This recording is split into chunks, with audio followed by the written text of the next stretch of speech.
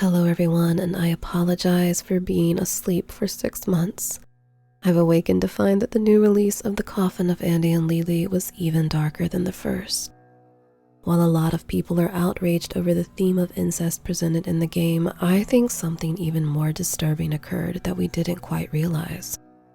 So I wanted to talk about it and the other things I noticed in Chapter 2, as well as some of the things I think we may see in the next release. I'll do my best to separate the different parts so you can click around to whatever you find yourself here for.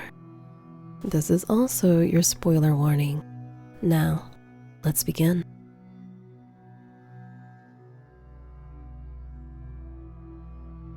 To summarize the story of Chapter 2, it's been a week since Andrew and Ashley escaped the apartment building, cannibalized their cultist neighbor, and murdered a warden and another tenant at the apartment.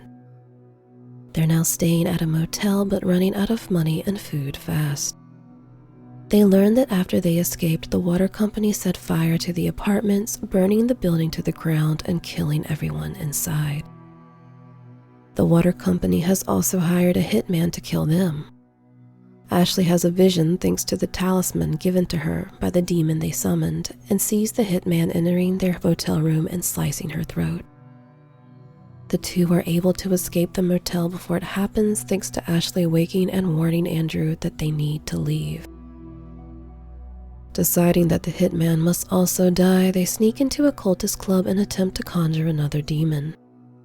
Ashley is unable to perform the summoning, perhaps because she already has a contract with the other demon, so she forces Andrew to try. He successfully summons a large demon the cult calls Lord Unknown, but for some reason the demon and the siblings are unable to communicate with one another. The demon fades away, and Andrew and Ashley must now lure the hitman from the motel where Andrew shoots him in the park. Stealing the hitman's car, they then travel to their parents' new home, deciding to rob them before moving on. Once inside the house, however, they find death certificates with their names on them, dated 3 months ago, which is exactly when the parents left them to be quarantined in the apartment. There is also a letter from the water company discussing compensation for the damages caused due to their error. This means that their parents basically sold Andrew and Ashley to the water company to have their organs harvested and used the money to buy a new home and a new life for themselves. Their mother and father return from shopping and work, and Andrew acts normal, explaining that they escaped the fire and were ruled to be parasite-free. Both parents are less than thrilled to see the siblings alive, and after an awkward dinner together, the mother agrees to let them stay the night, provided they go to bed immediately and stay in separate rooms. Realizing that their parents might tell someone that they're alive and on the run, Andrew agrees with Ashley that their mother and father should be sacrificed to the demon in order to replenish the energy in her talisman. The demon is summoned and takes the parents' souls, but miraculously they aren't dead. Both the mother and father are still breathing, their hearts still beating, but their eyes are vacant. The siblings argue over what to do, and ultimately Ashley stabs them both, killing their parents. It only gets worse from there as they begin to butcher the bodies, burn them, cook them into a stew, eat them, remove the teeth from their skulls, and throw their bones into a river. With the stolen money from their parents and the hitman's car, the two resume their travels, and how their relationship could play out ultimately depends on some of the choices you made within the game.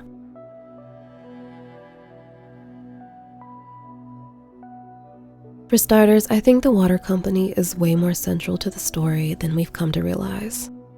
Back at the motel, we learn another city is experiencing a chemical leak and people are forced to self-quarantine, sealing their doors and windows until hazmat workers can rescue them. This sounds an awful lot like the parasite situation Andrew and Ashley found themselves in, and I wonder if the water company is also to blame. The television in the motel plays a Toxi Soda ad, which is a horrible drink that makes you bleed out of your orifices, and wouldn't you know it, but it's made by one of the water company's sister organizations. What if another sister organization is responsible for the chemical leak? I've also considered that maybe members of the cult or the Six Eyes group themselves are leading the company. Though the group Andrew and Ashley encounter in Chapter 2 seem unknowledgeable in demon summoning, perhaps a more experienced group could be behind it. They could reap the benefits of organ harvesting to fund their companies and cult activities, then provide souls to demons before covering up their crimes with chemical leaks and fires. The cultist the siblings eat does challenge this theory, but if he wasn't one of the more important members, his life may not have held much value to the organization. When Ashley is asleep and in the in-between realm where the demon summons her to make a deal, there is a location where a portal is created by turning 3 eyeball statues toward a central eye. The demon appears and states that it is a portal to the demon realm, but Ashley cannot enter or she will cease to be. I think this moment foreshadows that Ashley could become a demon at some point. The demon in Chapter 2 constantly refers to Ashley as Tar Soul, stating that her soul is incredibly dark and twisted. And during the scene when she and Andrew are eating the soup made from their parents' remains, she talks about how eating people makes her feel powerful. She goes on to say she is consuming all that person has known or felt, and if she could turn it into some sort of energy, she would be all-powerful. Ashley craves power and control over others. She associates the demons with power, but she may not have considered that if she becomes one, she is still bound to humans and their willingness to offer her souls. The demon also mentions he was curious and wanted to observe why she needed to use the talisman to have a vision. He plans to summon her and Andrew again soon, and though it could mean to request more souls for the talisman, I wonder if he intends to summon them both to the demon realm after witnessing all of their depravity.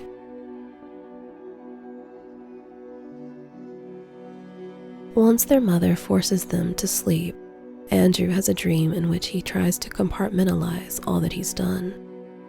He meets the cultist they ate, and though his mannerisms are outdated, he poses an interesting question.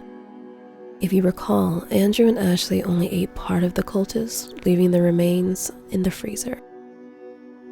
The cultist in the dream wonders if his body parts have been consumed in the apartment fire or if they were protected by the deep freezer.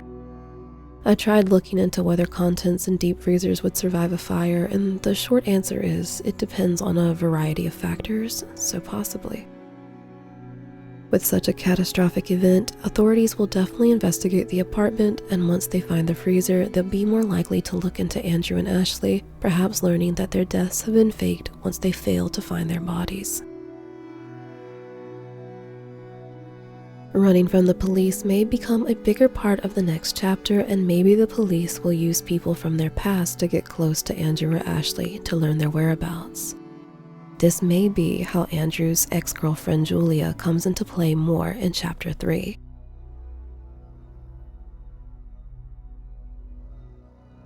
This is the final theory and probably the darkest one yet. After killing their parents and entering a dream vision, Ashley encounters the demon alongside 3 white souls and a small, dark soul. When Ashley exclaims that they're kind of cute, the demon responds with the word, tasty. Ashley doesn't understand what he means and carries on. If you interact with the small, darker soul, the demon will tell you that it didn't hatch. It also seems to care about the soul next to it.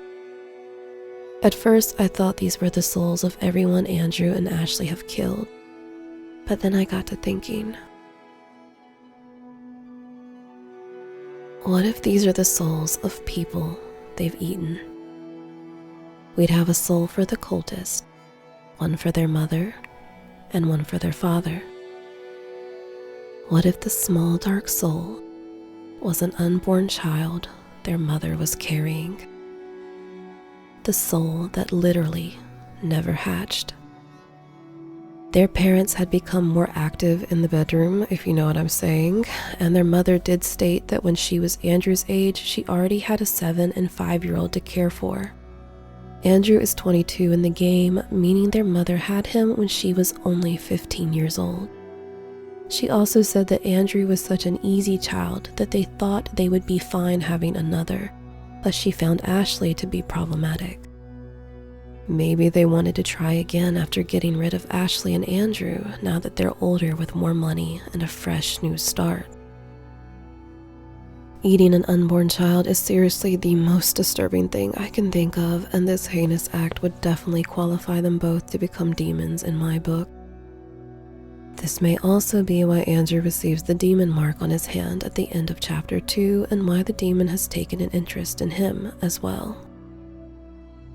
But I want to know what you think. What stood out to you in the second chapter, and what do you think will happen in the third? There were too many ideas to cover in one video, so if you'd like to see another about this game, please let me know. Don't forget to subscribe and turn on those notifications, and as always, thanks for watching.